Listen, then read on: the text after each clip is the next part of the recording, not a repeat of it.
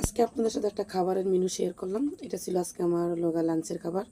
তো আমি এখানে নিয়ে নিয়েছি লগা ভাত। আমি অবশ্য ভাতের পরিমাণ একটু কমই খাই, কিন্তু সবজির পরিমাণ বেশি খাই। তো ভাত নিয়ে এক টুকরা লেবু নিয়ে নিয়েছি, তার সাথে 2টা কাঁচামরিচ। আমার কাছে কাঁচামরিচ খেতে খুবই ভালো লাগে। এখানে প্রথমে নিয়ে নিয়েছি আমি একটা 5 মিশালি শাক ভাজি করেছিলাম। শাকটা দিয়ে খাওয়া হয়ে গেলে এখানে আমি নিয়ে নিব মুরগির মাংস। এটা আমি লগা ভুনা করেছিলাম মুরগির মাংসটা।